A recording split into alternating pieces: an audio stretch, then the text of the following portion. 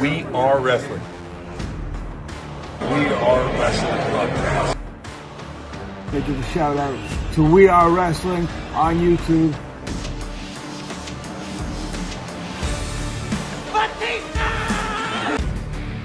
You're watching We Are Wrestling.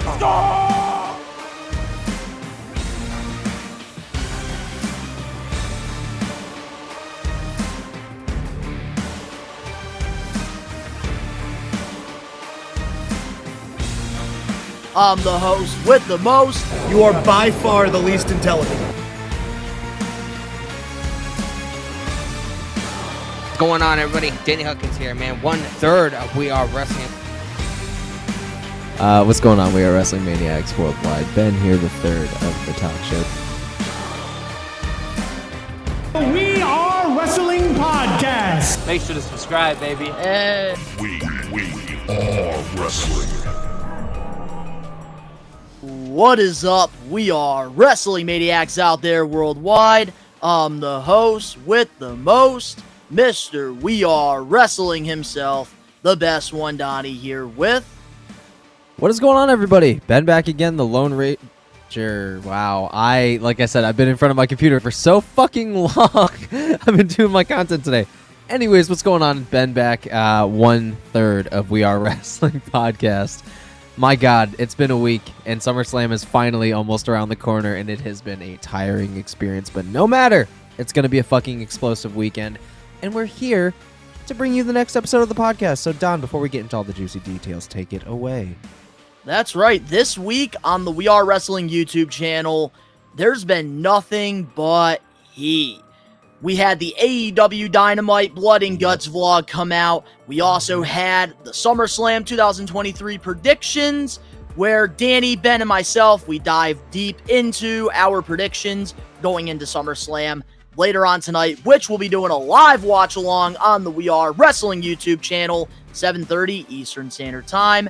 And yesterday, we actually did have an extra come out on the channel talking about Cody Rhodes' documentary. So there's lots of awesome content that you guys really need to catch up on. But before we dive into this week's episode, if you're not a We Are Wrestling Maniac yet already, and you're listening to the podcast, give us a 5-star review. Not just a 5-star review, but a best one review.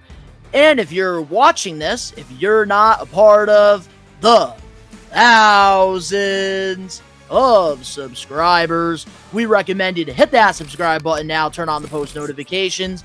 Videos be coming out of nowhere like an RKO, and of course you already know the grind is real. Yeah, buddy. I'm excited Well, for SummerSlam tonight, man. Hell fucking yeah, dude. What are we on? 69 right now or 68? 68. 68? Jesus Christ. 68 episodes. And We Are normally Wrestling. we start off, the podcast with our highlight of the week. So, Ben, what is your highlight of the week? My highlight of the week? Honestly,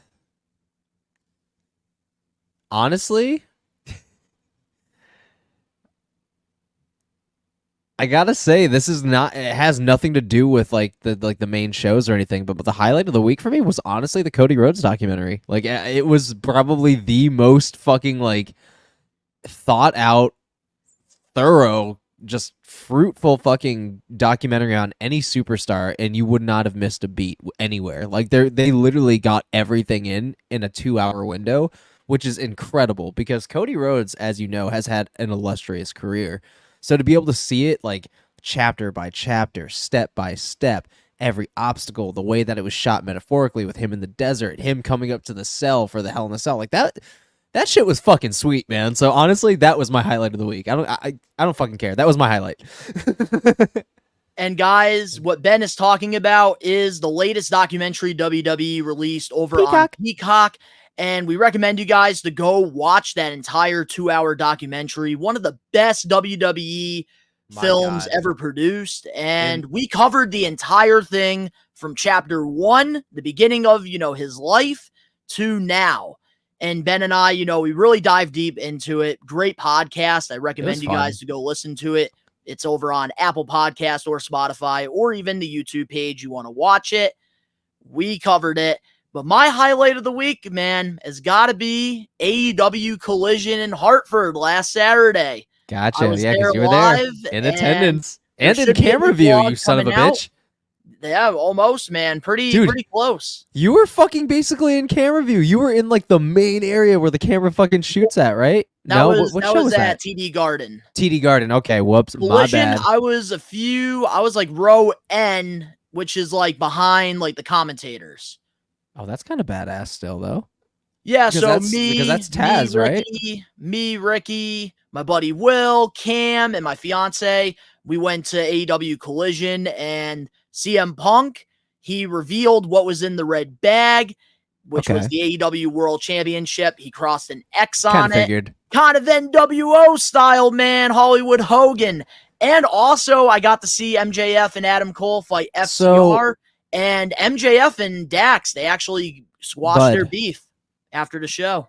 That's awesome, but Bud, what does that mean now? Like, is that like another like main title for AEW? Like, or is it just for the storyline purposes? Like, what does that mean now? So a lot of speculation is going around that technically CM Punk never lost his AEW World Championship. He did not. So what they plan on doing is, I think after MJF's feud with Adam Cole, they want to, do the storyline with MJF and CM Punk that they were supposed to do a year prior. Gotcha. So that's going to be like, who ends up getting like the world title itself, and then it can go to Collision if CM Punk wins? Probably do something similar to CM Punk back in like 2011 where it was champion versus champion. Because if you remember, with John Cena. CM Punk left with the WWE championship in Chicago. John Cena won the new championship in a tournament. CM Punk comes back to Cult of Personality, and they have a match at SummerSlam. For like who the actual champion is, right? Yes. Okay, that makes sense. Or they could be keeping that championship on Collision, and they could keep MJF on Dynamite, but I'm not sure what they're going to do. I feel like that would be the best plan of action, is making that title like its own title, and like obviously flipping a new design, all that shit. Another like name for the title itself, just because having one world championship where there's multiple shows, you should probably at least make one more like world title of some sort. Like you have the AEW world title. This one should be some kind of heavyweight title. Like this one should be some kind of, CM Punk did call it in the promo, and they did use it for the match graphic, because tonight's Collision, CM Punk is going to be defending the real World Heavyweight Championship against Absolute Ricky Starks, with Ricky the Dragon Steamboat as a special guest referee. Ricky Steamboat. Oh, shit. Okay, Tony Khan pulling out the big guns to get some of these fucking legends in some AEW television. Okay, I see you, Tony. So if you are trying to watch AEW Collision and you're like us, me, Danny, and Ben, who are going to be doing a live watch along, watching SummerSlam, we recommend you guys the DVR Collision, and go check it out after SummerSlam or watch it on Sunday like I do. I will be having live reactions to Collision for Sunday. I'm scared because that sounds pretty important, but SummerSlam's on, so those that viewership's going to plummet that day. So I feel like you should have waited for like a pay-per-view or something to do all that fun stuff. I mean, it sounds like a good time. It's just, you gonna choose Collision or SummerSlam? Like, it's hard going into it, man. That's what I'm saying, dude. But I think AEW is already prepared for this, so I'm sure there's gonna be replays of this episode, and a lot of people that are hardcore wrestling fans are definitely gonna DVR it, and I know I'm gonna do that, and I hope that everybody else does, because Collision right now is one of the best weekly shows. It just sucks that it's on Saturdays. I don't know what fucking frame of mind Tony Khan was in. Was like, yeah, we're gonna throw this on fucking Saturday. Like, all that for a theme song, Tony? All that for a theme song? Saturday. Yeah, but with that being said, let's dive into the topics for We Are Wrestling 68. 68, Chris. Sorry.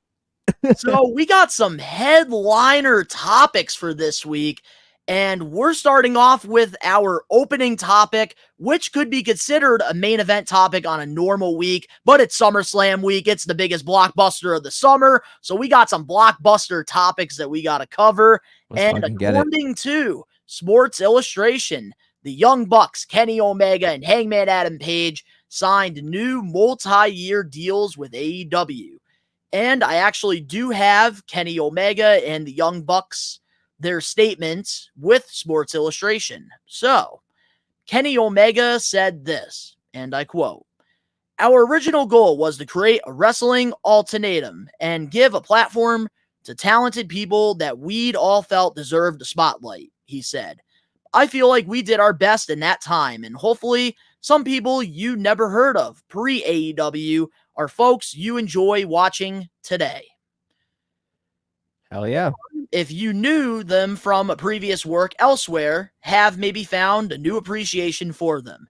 That feeling combined with the feeling of knowing they can prove to themselves and their families doing what they love, and was always the biggest reward of being the EVP/founder. Pro wrestling has a presence almost everywhere on the planet," he continued. "In my pursuit to become as complete of a performer as possible, my goal was to always experience the styles of the world at their highest levels. I believe that with AEW's current working relationship and possibly future, I can challenge all forms of pro wrestling and diversity my style so that I'm equipped for any scenario I may encounter in the ring. I'm here to help whoever I can. I'm still around. Up to the point I've made the choice to sacrifice everything in the name of pro wrestling. I could say that family or my kids influenced the decision to stay in AEW. I'm not married and without kids, but I can say that I'm incredibly proud of my match catalog and the wonderful people I met and continue to meet. AEW not only allowed me to continue to do what I do at a high level, but allows the freedom to pursue other passions I have in life, which after nearly 25 years in the ring have become more and more important to me." Hell yeah. That was Kenny Omega. Yeah. Okay. So, on behalf of Kenny Omega and the Bucks, I mean, we knew. I just AEW could not really afford to lose all of their executives. One, so they already lost a very big one, and that very big one is kind of thriving right now. But I think it was best for them to stay in AEW just because of not only their style, but their creative control. I think that it was just smart all in all, to keep them on AEW. I as much as I would love to see Kenny Omega face a lot of WWE talent, I think realistically his home is AEW, and I don't see him going anywhere for a while. Same with the Bucks. One thing according to Dave Meltzer and the Wrestling Observer newsletter, WWE, they did have the most interest in Kenny Omega out of everybody. Oh no, of course, it's fucking but the Kenny Elite Omega. did come out and they did say that they were going to stick together. No, of course. But yeah, no, I'm not surprised that, Kenny Omega out of all of them was like, the eye on the prize. It's Kenny fucking Omega. He's one of the best to do it. That's a dude that could really fucking throw hands with Roman Reigns. I didn't see them leaving.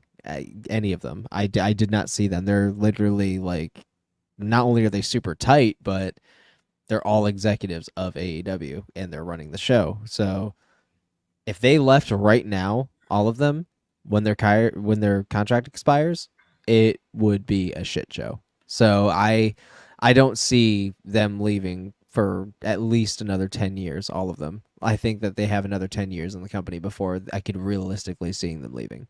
Just because it's way too soon. The company's still very, very new. So I think that their guidance there is still kind of needed. So yeah, I think, this is a great move for AEW to bring back the Elite. I am one that is very surprised that they did, re-sign with AEW because it felt like Tony Khan was going to pick CM Punk or the Elite because of, that whole all-out media scrum. fucking I felt ridiculous. like it was going to be one or the other, and Tony Khan was going to have to pick a side. But it seems like he fixed that problem by having two shows now. Having Collision with CM Punk, having the, Dynamite with the Elite.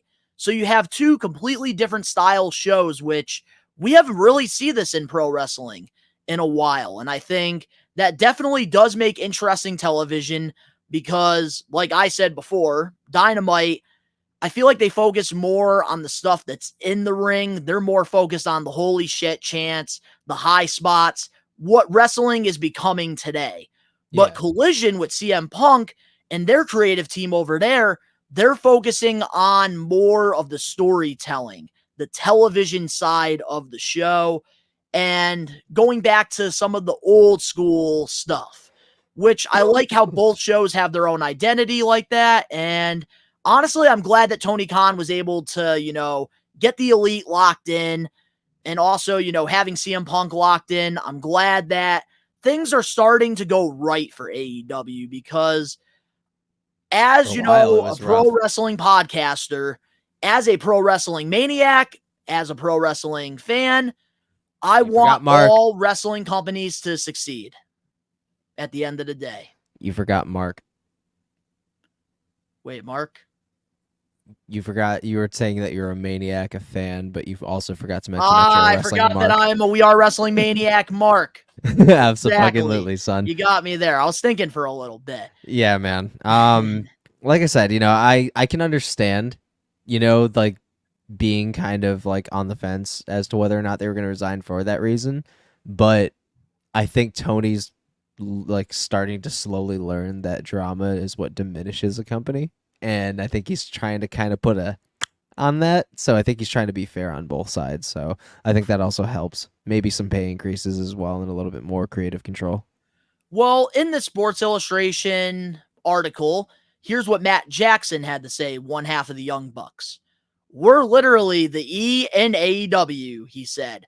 The Elite are the main characters of this company. No matter how different AEW is now from its original inception, we are the DNA. And if you lose the foundation of your home, it eventually collapses. It'd be a lie if I said it didn't weigh on us when making the decision.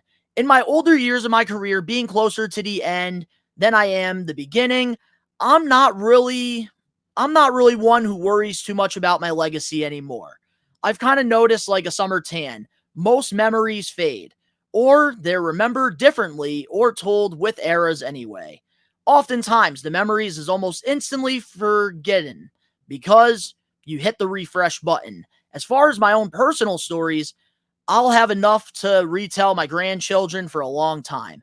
As much as those stories can be about how I created a massively successful wrestling company where all your favorites can be seen on live television every week. And See, Matt, I agree. And also Nick Jackson, here's what he said as well. Before you do, I just want to comment on one thing. I agree with everything Matt said. I can totally get behind that, but he really got me with one part that I really wasn't a fan of. The Elite are the main characters of the show. That is some fucking arrogant, fucking hot-headed blowing shit. I'm sorry, but at that point, you lost me. Like, it's one thing to promote your company that you're very proud of. It's one thing to be proud. But to be arrogant and say that they're the main characters, you can suck a dick. Because I can name at least 10 people that are on your roster that are way more compelling than your fucking balding ass. So I 100%, dude, he can go suck a dick. But let's see what Nick has to say. So here's what Nick had to say. And it seems like out of the Young Bucks, I just want to put this out there. Seems like Matt Jackson is always the one that like creates like stirring the pot, and like Nick Jackson's he's self-inflated. Like, back one. Yeah, he's a follower. But here's what Nick Jackson. Let's go. Here's what Nick Jackson said. If we're going to be honest, the schedule was a huge part of it, he said. I have a wife and 3 young children, and seeing them as much as possible was a big factor. I'm not going to lie. The money was a huge factor too. At this point of my life and career, I just couldn't see myself being on the road half of the year, even more than that. I have so much respect for the guys and girls that are able to do that year after year. We for sure could have made memories in WWE, but what's more important to me is making memories with my family. With the position we're in, I'll be able to do that and still make more memories in AEW. That is respectable. That 100% is respectable. Matt Jackson can suck a dick. 100%. That dude can go suck a dick. All right. Nick Jackson, that was out of out of both of them, the most respectable thing that you could say. Like, even like mentioning WWE, like he doesn't have to. Like, that obviously is like the pillar of sports entertainment and wrestling in general. That's what put fucking your pro wrestling shows on the map. So suck a dick. Two, that was just really respectful. Family time is so fucking important. Travel schedule is so fucking important. Money, if you're already fucking making pretty good money and WWE is like offering you damn near close, but the creative sucks dick, no, stay where you're at, man. If you know you're gonna thrive and you know that you're already running the show the way that you want, and you're working with all this massive talent that you still haven't gotten all the way through that you still want to, fuck yeah, 100%. I'm behind that. I'm behind his entire statement. But Matt Jackson can suck a dick. So I think we have to start a new thing here on the We Are Wrestling podcast, Ben. We always talk about Jay is better than Jimmy. Nick is better than Matt. Nick is better than Matt. That's where I was going. Nick is better than Matt, 100%, and Jay is better than Jimmy, 100%. See, I would rather see Nick Jackson and fucking Jay Uso fucking go at it, dude. Fuck that. Ain't nobody give a fuck about Jimmy or Matt. Ain't nobody give a fuck about Jimmy or Matt, just like nobody gives a fuck about Matt Hardy compared to Jeff. So overall, what's your thoughts on AEW signing the Elite? It was a bold move, and it was also smart. You know, like if you really want your show to succeed, since it's still very new, realistically, yeah, you're gonna keep the foundation, 100%. Like I said, without the arrogant comments, I agree with all statements. You know, it was a no-brainer. I think it was the right call for their careers. And like, you know, I think it was Matt that said, you know, they're more towards the end than they are the fucking beginning, you know? You got to keep that in mind. And with that end, you want to go out with a bang and not some old-ass motherfucker that's on his deathbed telling you that your shit is not good shit and that his fucking diaper shit is better than your shit you're putting out. You really don't want that. So, yeah, no, it's good. I feel like as well, when it's all said and done, I think that this is a great move for the Elite, great move for AEW. Yep. And as arrogant as that comment was, word to E and AEW, part of it is true, but it's true because of the title, but suck a dick on the whole fucking where because the main they are the character ones shit. that came up with, you know, the Elite thing. They started doing that all the way back to New Japan. That's good, but why are you saying you're the main characters when literally every single one of your viewers is tuning in for CM Punk? Well, fuck. that's I'm on sorry. Collision. I'm sorry. That's on Collision. I'm sorry. Dynamite and Collision right now are averaging about the same. Yeah, but imagine that. Collision's just been around for like, what, a month? Maybe a little bit longer? Dynamite's been around for 5 fucking years. Suck a dick. Suck a dick. I will say this, though. I will say this. Out of all the members of the Elite, if I'm being realistic here with WWE, I don't see the Young Bucks succeeding in WWE. Hell fucking no. Because Kenny they don't would. really acknowledge tag team wrestling as much as they should. Kenny Omega, I could definitely see them doing stuff with, but not as big as he was in AEW. No, but the I'm sorry. person I will say I think they would have definitely used a lot better than he's being used now is Hangman Adam Page. 100%, but I am saying this right now. If Kenny Omega were to join WWE, I don't give a fuck what anybody says, he would have an AJ Styles route where he would be WWE champion almost immediately. Yes. Yeah, almost no, immediately. but that's what I'm saying. He would have the championship immediately. He would have a big push. But then through time, we're noticing with AJ Styles, he's not getting those opportunities like he did when he first debuted. Has anybody asked if he wants those opportunities? What if he's trying to spend more time with his kids, but still collect the check for a little bit until he's ready to fucking full-time go main event again? Yeah, a lot of people don't realize his age too. You're absolutely That's what I'm saying. correct on that. Exactly. Like, who says he wants to fucking do it? He already had his title reign. He could have another one if he wanted, but what if he's taking more time for his family and his Twitch? Like, he can fucking do that now. It's not against WWE protocol to not have one anymore. He can do a lot more shit with his time, and he's already proved himself. He's massively established, and I feel like Kenny Omega would be the same way. AJ Styles, man, he did re-sign with WWE recently, and I don't see him being lost in the shuffle. So if he was upset with creative, he probably wouldn't have signed the extension. Exactly, and that's what I'm saying. I feel like that's not being talked about enough. And he has plenty of time still left under his belt, and I feel like Kenny Omega would be treated the same way if he jumped. He's one of those major players you want to push in your company because, again, he's like Cody Rhodes, a world traveler, but at the same time, he's one of the best in the fucking world to ever do it. So it's like having him would be like getting Chris Jericho back. Very true. I just think that Hangman Adam Page would strive in WWE, Oh, fuck yeah. especially with that buckshot lariat. I said because the same finishers in fucking thing. WWE is a huge thing, and I feel like that would get over by itself. Bro, I said the same fucking thing early in We Are Wrestling that I Yep, was I a do remember firm that. believer that fucking Hangman would thrive in WWE, which is why I'm kind of pissed he re-signed with AEW, because I feel like he would have thrived in WWE. I will say this, after this contract is up, Hangman is He going needs to to go. WWE. He needs to go. And if he doesn't, fuck him. Because he would fucking thrive in WWE. Yeah, but we're going to have to wait and see. I am glad that AEW was able to keep, their foundation, keep the elite around, because we did see what happened with Cody Rhodes. He went to WWE and became even bigger. So if the Young Bucks, Hangman, and Kenny, they ended up, going over to WWE, it definitely would have made things a little bit more interesting. And I just think that AEW cannot afford to lose those 4 guys. They can't. 100%. They can't right now. But again, if anybody was expendable to go to WWE immediately, it was Hangman. Absolutely.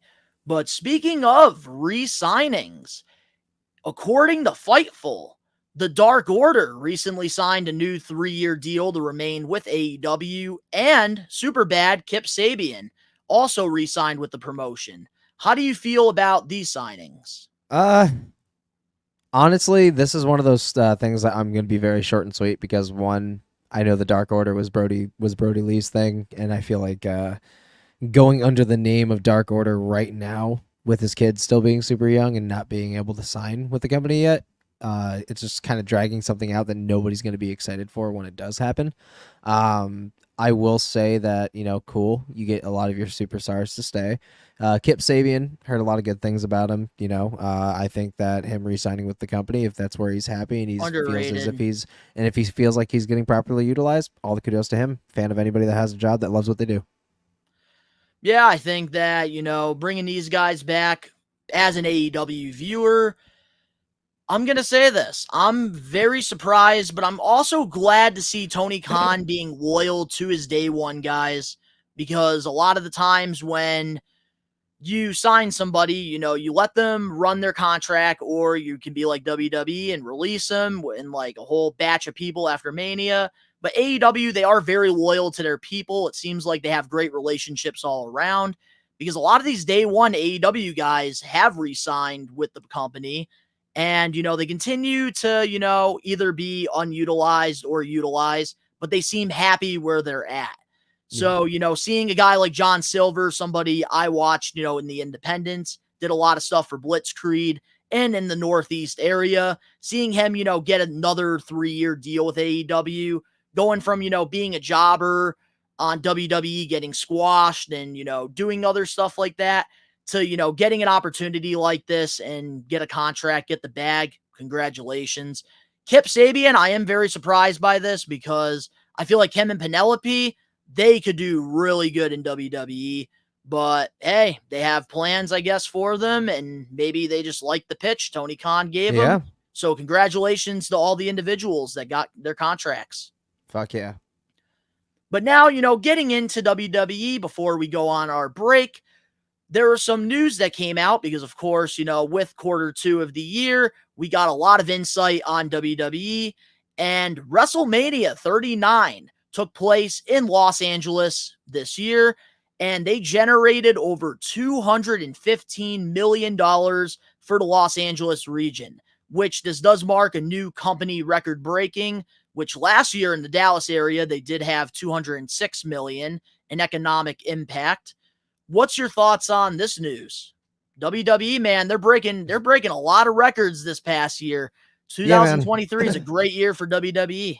All I can say is it comes down to who's running the show. It comes down to the product, and it comes down to the numbers. And ever since there was a transition in terms of creative control, it has thrived. A lot of that has to do with match card. A lot of that has to do with story. Everybody wants more. They're really good at what they do.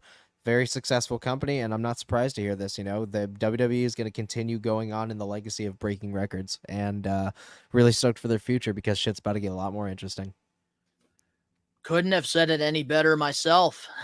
Yeah, man. You know what I got to say, man? I got to say, this is great for pro wrestling, period. Oh, absolutely. Especially WWE, because I feel like they started picking up that momentum again because of the Bloodline storyline, and it felt like everything else fell into place. And Judgment Day is thriving right now, too.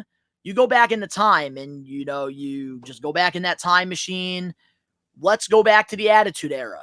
What was the biggest reason people were viewing the show? What was the biggest rivalry in the Attitude Era? Stone Cold and The Rock? Stone Cold and Vince McMahon. Oh, that was fucking phenomenal, dude. That everything about it was serious, it was funny, it was sad, it was funny again, it was serious, and it was give me a hell yeah. It was great. But because of that, everything else fell into place. You had your Rocks, you had your Triple H's, you had your Undertakers. You had great mid-card guys. Everything fell into place. And that's why it was a great television show. And I feel like the reason the Bloodline, they are right now the main storyline in WWE. And now everything else is falling into place. Seth Rollins is striving. Cody is striving. Also, even, Gunther as Intercontinental Champion. Baby. Doing great. Yes, baby. So overall, man, everybody is striving in WWE right now, especially Dirty Dom. Shit's falling into place, bro. It really is, and they are thriving right now. So honestly, they're deserving hands. They worked for it. Absolutely. But up next on the We Are Wrestling podcast, we're going to be diving into some WWE stars that are not happy right now, and some things that happened this week on WWE and AEW TV. We'll be right back with more We Are Wrestling 68. Yo, monkeys. We are Wrestling Podcast, and you're not. Bang! The biggest blockbuster of the summer, SummerSlam, is right around the corner. And We Are Wrestling will be live Saturday, August 5th, 2023 on the We Are Wrestling YouTube channel for the SummerSlam Watch Along. So grab yourself a nice cold beverage, grab yourself a freeze pop, and come watch SummerSlam with the We Are Wrestling crew Saturday, August 5th. We're back, and this past Tuesday on NXT, we saw Carmelo Hayes and his buddy, Trick Williams, move on from each other. And in this, backstage segment, Trick Williams said this: "This ain't no breakup. I just gotta be my own man." What's your thoughts on WWE deciding to separate both Trick and Mello? I'm gonna be fucking honest with you, bro. I have no fucking idea. I have no fucking idea, bro. I know about Carmelo Hayes. I know that he's absolutely, a future star on the main roster. I absolutely believe that. I don't know who the fuck Trick is. I don't know this. What's an NXT? Like, what's an NXT? Let's start there. Well, here's the thing, Ben.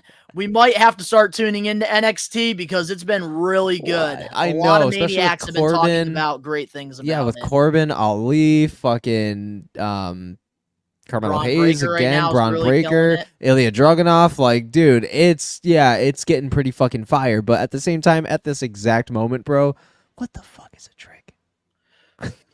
Well, he's been the guy that's been with Mello since, Mello, became a heel in, NXT 2.0. Gotcha, okay. So that's probably why you're not really familiar with him, because he wasn't Yeah. around in the beginning of Carmelo's run.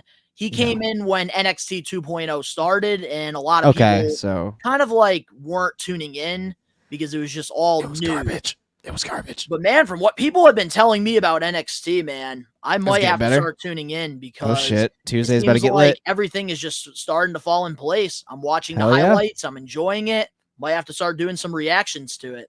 If it's getting good, DX reunited behind the scenes. Yeah, Shawn Michaels is starting to do really good back there now. Good, and that's good to hear. Like I said, I'm not a fan of NXT, so I have no idea what you're talking about. But again, I hope that it benefits the story going forward and it ends up being a good feud eventually. So here's the thing. Here's why I wanted to make this a topic. It wasn't because Carmelo and Trick broke up. This, I feel like, has a bigger message that needs to be sent to AEW, that needs to be sent to WWE on their main roster.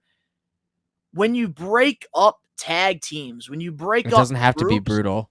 it doesn't have to be an attack. It doesn't have to be something that's so suspenseful, like doesn't have to- Danny yeah. always wants. Doesn't have to be that way. Yeah, it could just This be blunt. was a great way to separate both Trick and Mello, because it seems like, they put Trick with Mello to, give him some TV time, let Yeah, him, bitch. pretty much get himself into, NXT, get himself on TV regularly, get over with the crowd. And it seems like he's ready to, spread his wings and fly. So Hell I think yeah, boy. that him, going on his own, as much as I love the pair, they both have tremendous chemistry together. I felt like Carmelo was like Shawn Michaels back in the day and Trick was Diesel. It Yeah. felt really cool. But I Sweet. understand, they're in a developmental company right now. They're in NXT, the Stars of Tomorrow, and you have to, expand. You have to do more. And I think that this is a great move. Seeing Trick Williams go on his own. Let's see what he can do. I think Carmelo Hayes, he's more than ready to go to the main roster. Fucking sweet. Absolutely. But now let's dive into AEW Dynamite 200, because a WWE legend, Hall of Famer actually, ECW legend, Rob Van Dam made Yeah, his boy. AEW debut. But Yeah, I saw according that. to PW Insider, RVD is only slated for the one match against Jungle Man next Wednesday on Dynamite. WWE is still advertising RVD as a part of their WrestleMania 40 weekend package in Philadelphia. So what's your thoughts on RVD's debut? I'm assuming you definitely watched it. I did. I saw that. It was weird seeing him do his spin like cartwheel kick in pants. But yeah, I was stoked on it. I was mean, shocked like, that he was able to fucking lift his leg up over his head. he can still go, bro. Just because he's stoned out of his fucking rocker every single fucking moment you see him doesn't mean he can't still go. There's a lot of people that can do a lot more amazing shit high as fuck. Watch. But no, I'm stoked on it, to get a little bit of a pop, a little bit more of like an AEW viewership with, a WWE legend, ECW legend, especially with the stakes I think that's going to be involved in this match with Jungle Man. I think that it's going to be really fun. RVD is one of the best talents out there to do it, but the fact that, he's doing something with AEW right now, and then eventually he's going to be doing WWE shit in Philadelphia for the WrestleMania package, I think that's kind of fucking sweet that he gets to play in both worlds within like less than a year of each other. That's kind of cool. I love when legends are able to get one-offs like this. I know WWE, they do it sometimes. Yeah. AEW is starting to do it, which I do really like. I think that this debut was definitely one of their better debuts. I really did like how they did this. There was a huge pop.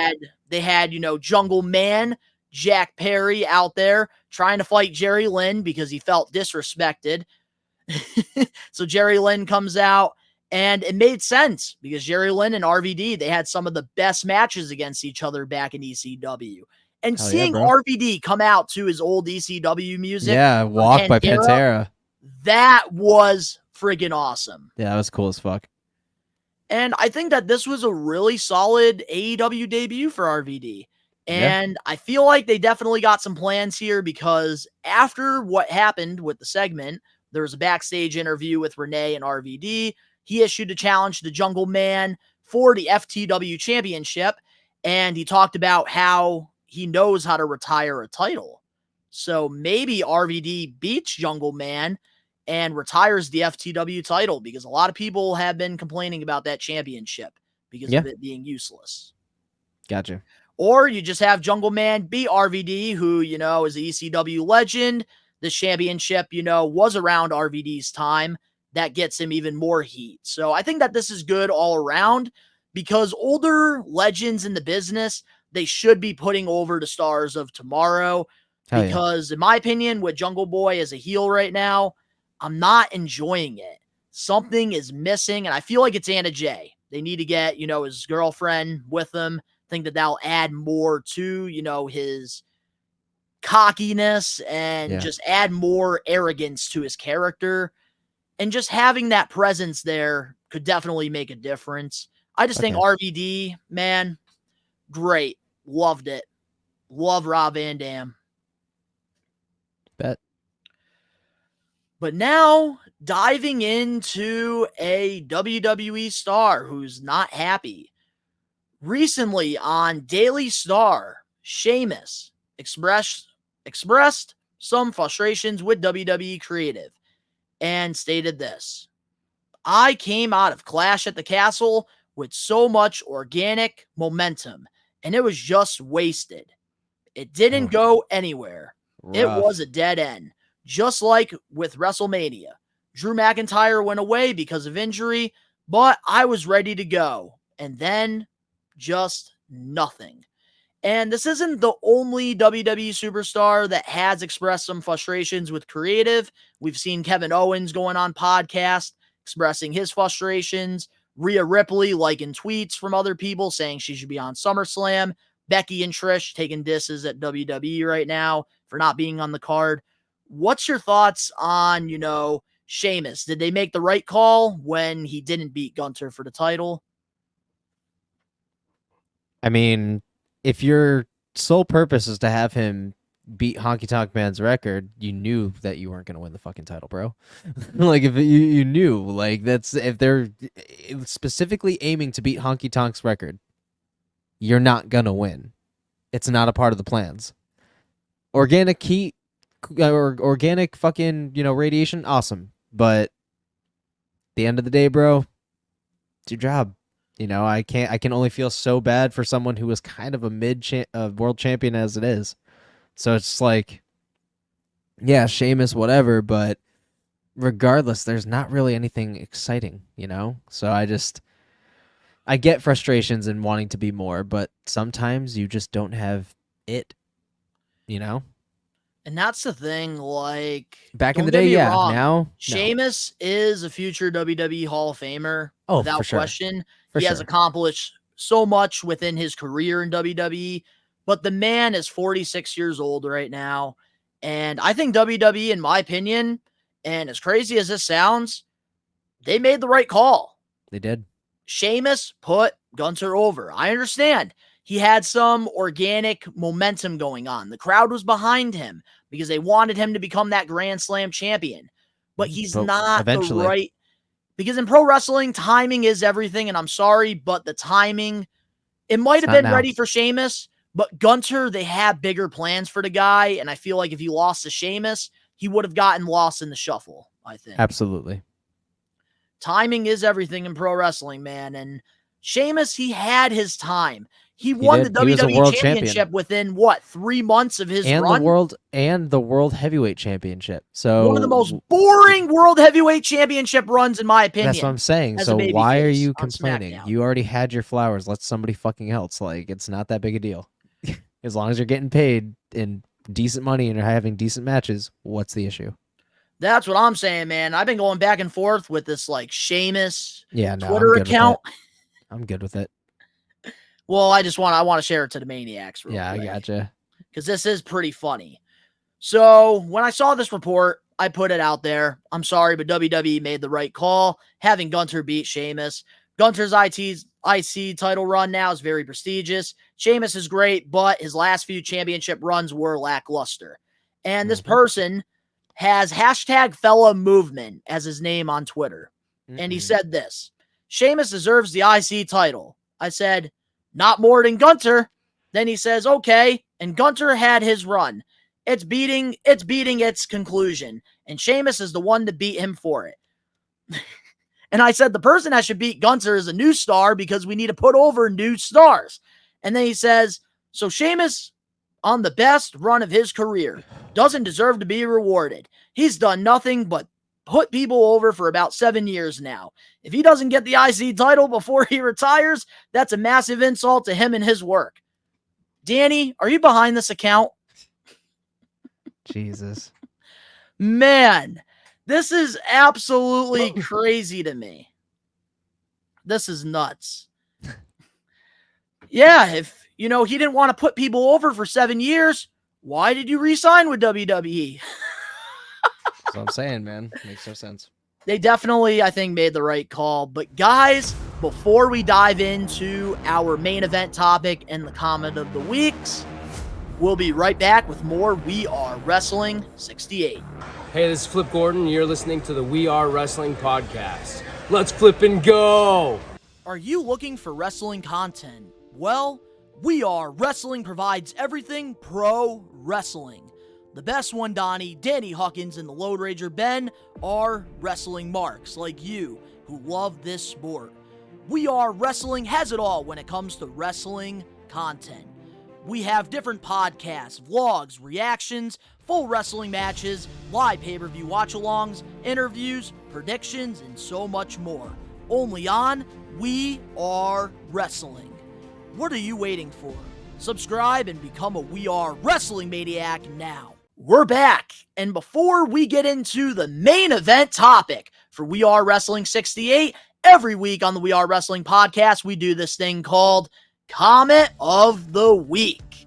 And if you want to get your comment featured on a future episode of the We Are Wrestling podcast, all you have to do is go to the We Are Wrestling YouTube channel, leave any comment on any video for it to be featured. And we got not one, not two, but 3 We Are Wrestling Maniacs comment of the week. So, our first comment of the week is from Kyle Roosh 23. And this was on the reaction video of when CM Punk sprayed the X on the AEW World title. He said this: as long as this leads to another major title, cool. Otherwise, it's just weird. Yeah. No, I agree. Like I said, I addressed that earlier. You know, I was wondering if it's going to go into another title, and I think it might. So, I don't think it would be for nothing. And if it's for nothing, that is one of the foulest booking decisions of the century. Yeah, I feel like it only makes sense. Whoever beats CM Punk for the title, they will reveal a new championship, maybe.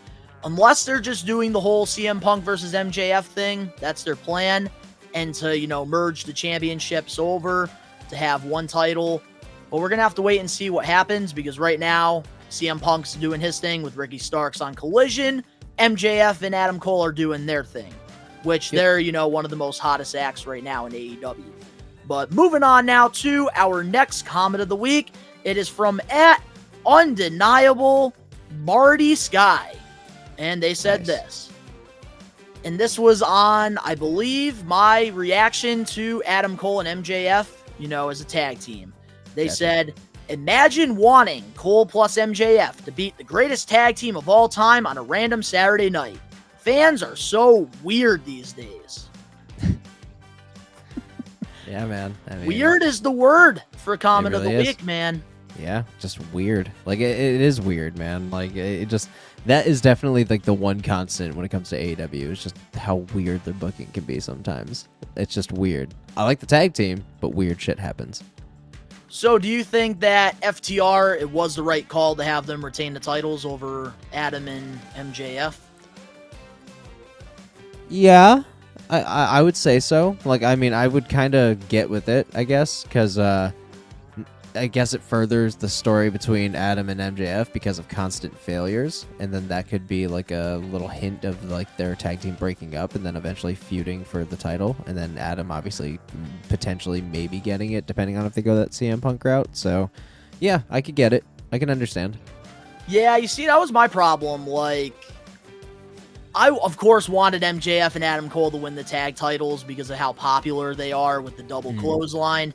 That crowd, when I was in Hartford, man, we were booing the living shit out of FTR. Everybody in that place wanted MJF and Adam Cole to win the titles.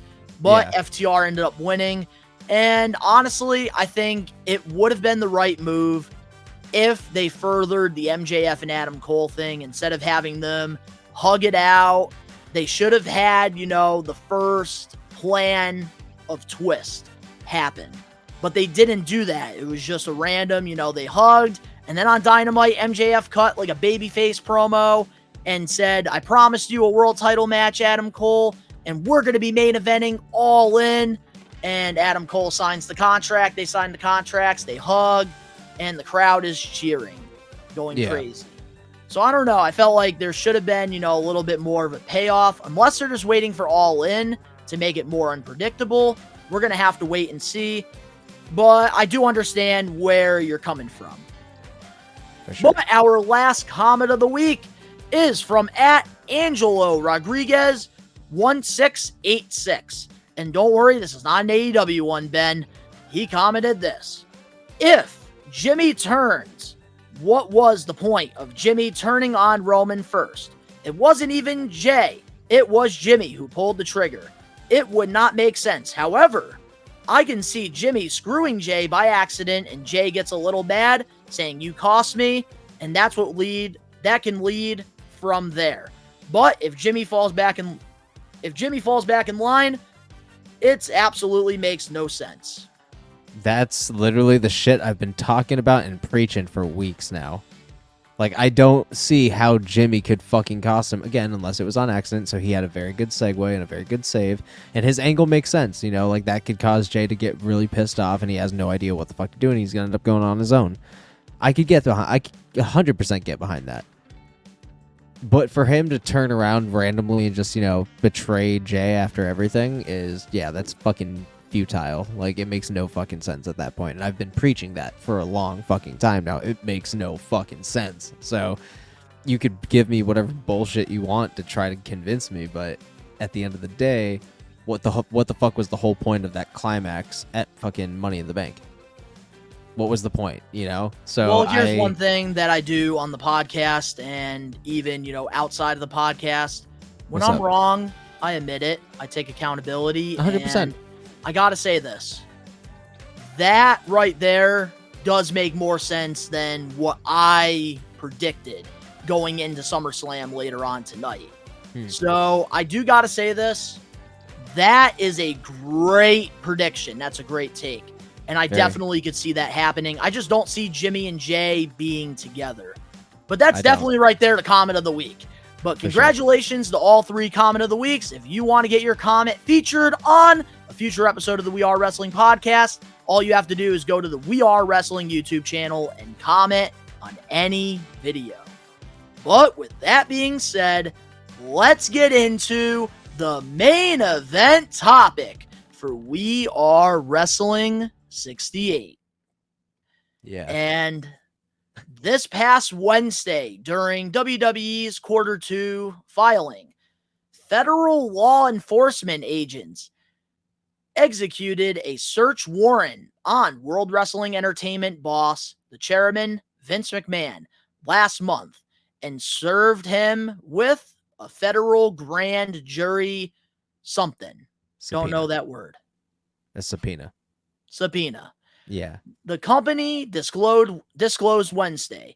The actions represent a ongoing investigation with allegations that McMahon paid millions of dollars over the years to women after being accused of sexual misconduct. WWE also revealed Wednesday that McMahon went on a medical leave after undergoing major spinal surgery. McMahon leaves began July 21st, and he will remain on medical leave until further notice, but will remain executive chairman of WWE. What should WWE do about this? Not the first time with Vince McMahon that we're covering this shit. I would have rather had the main event topic be the Elite re-signing, because that's a great thing that happened. But of course, we have to cover toxicity. We have to fucking cover Vincent Kennedy McMahon again. Yeah, it does make great clickbait, though, I guess. So basically, we're just being reminded just how desperate he was for someone to touch his penis. Like, we're basically just reminded, and now he's got to fucking pay millions of dollars. He paid millions of dollars to shut people the fuck up, and they didn't shut the fuck up, and now he's paying for his fucking decisions, and now a grand jury subpoena. Yeah, he got slapped with some shit, and he had spinal surgery. This is bad. This is really bad, and this is bad for him, I should say, but this is great for us because he's not going to be around to control much. He's going to be too busy healing. So, and dealing with, the absolute butt fucking, which we call the law. So there's some shit that we got I don't going think down the for law Vince. implies to Vince. I feel like he's just gonna get a slap on the wrist for this bullshit. Again, It's sad. and it's a grand jury. A grand jury. That you do you understand how serious that is? A grand jury. That's very serious. Ben, nothing is serious to Vince McMahon. He wrestled It's God. federal. He It's- wrestled God. I know he in wrestled Backlash. God.